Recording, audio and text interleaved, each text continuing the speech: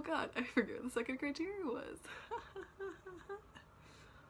Oh, we're still recording. Hey guys, my name is Julia. I'm just a little nerdy, and I don't really know what I'm gonna say in this video. I literally came up with the idea like 2 minutes ago, and no one else is here right now, so I thought, why don't I just film something? So I guess the impetus for this video is pretty much that I called my channel Just a Little Nerdy, and I haven't talked to you guys about the biggest kind of nerd I am. And that is a history nerd. I have been a history nerd, history buff, history geek forever, since like 4th or 5th grade. And so today I just want to talk to you guys about my favorite history podcasts, because I listen to a lot of them. They lull me to sleep, they get me up in the morning, and I have some very strong opinions about history podcasts. History podcasts need to be fun. They need to either like make me laugh, keep me interested, just they have to be fun. Like I don't want like some dull historian talking to me about history. 2, they have to be about topics that I wouldn't necessarily, research myself. If I would, research them myself, I wouldn't need a podcaster to curate all this information for me. I would just go and look for it myself.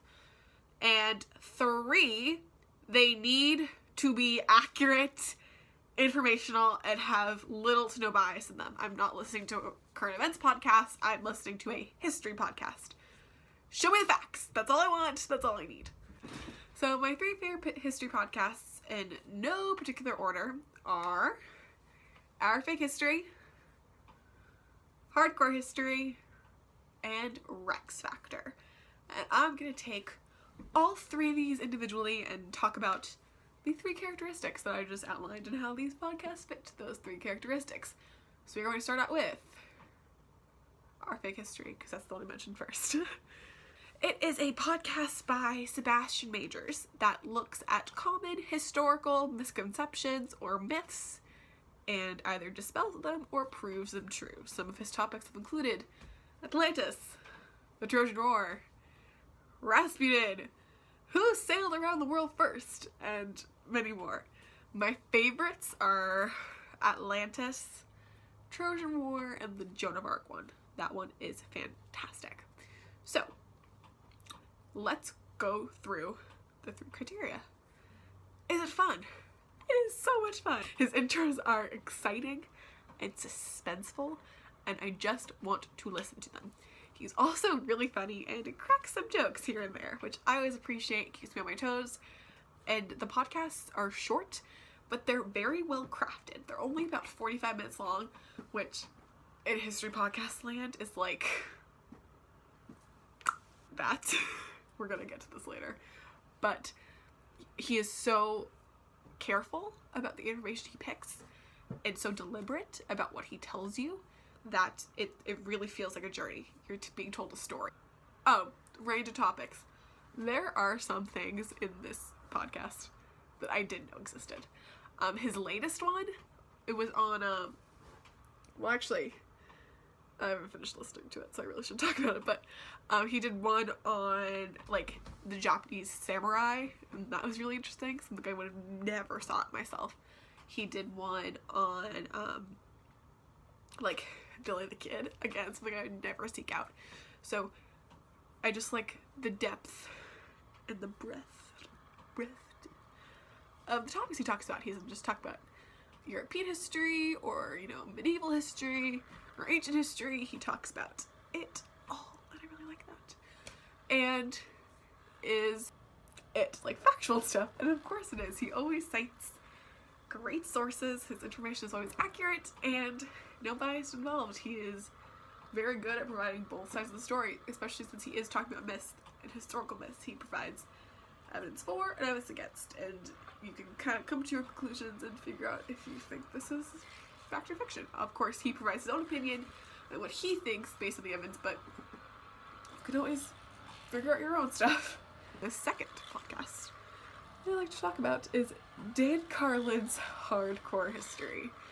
And this podcast is kind of infamous in the history podcast world because they're very good. They're just very good podcasts.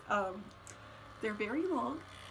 They tend to be between 3 and 6 hours long. So, yeah, you're gonna need to plan your time accordingly. But that's why I like them, because I listen to podcasts as I fall asleep. And I usually put my sleep timer on 45 minutes, so it gets me through a week of sleeping. Pretty much is one of his podcasts. And that's kind of nice. But they, despite being very long, are not boring. So let's talk about that. In regards to the first podcast criteria, is it fun? Yes, it's fun. Non-history people probably wouldn't think it's fun, but if you're a history person, you're watching this video for a reason. You're gonna find it fun. He's also funny, and he has a very dry, kind of sarcastic sense of humor. So if you like that, you're gonna like this. But if you don't, you're still gonna find the information good and satisfying. He gives you a lot to bite into. It's a very, hearty podcast. He doesn't skip on the details or on the descriptions, on the tangents. He's really good about that. So second, is it about stuff I wouldn't seek out? Yes, it is. I'm not a very, what's the word, recent history person. I prefer older stuff, not super old stuff, but I like 1600s, 1500s, 1700s, in there. And he talks about very recent history, like World War II, and he talks about past history, like the Persian Wars. And I like how spread out that is. Those are two topics that I would not seek out. Again, I'm not a huge recent history person. I would not go to World War II stuff, especially where I'm not a huge military history fan, and I like how that he does a lot of that stuff. It puts me on my comfort zone a little bit. But they're all super interesting. And third, is he a reliable source? And third, is he a reliable source? Yes. Yes, he is.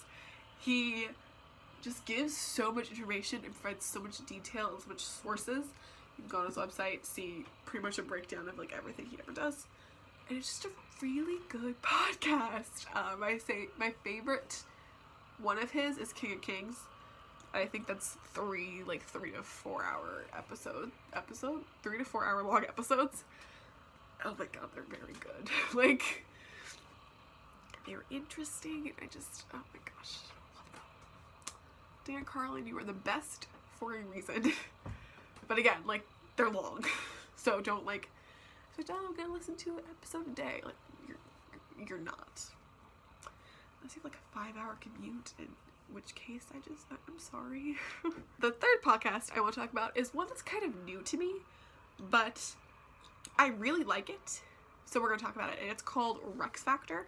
The whole point of this podcast is to go through and rank in some way every single British monarch that has ever existed. I think they start with Ethelred the Unready. No. They start with this guy. And they end obviously with Queen Elizabeth. Their second season, which is a year old now, started going through Scottish monarchs. I'm very excited to get to that. I'm only at Queen Elizabeth the first. I have not made it that far. Not even halfway. That's cool. But I really like it. The hosts, whose names I'm forgetting, will insert on this screen. Very sorry. They're hilarious. They're two friends, and they just have really good chemistry, and they kind of bounce ideas back and forth. One of them is the main giver of the history lesson, and the other is more of a commentator and helps with the rankings. So they rank each monarch on battliness, so how well they did in battle, longevity, and in dynasty, as they say dynasty. They're British, obviously, and that's how many kids they have and how long they lived.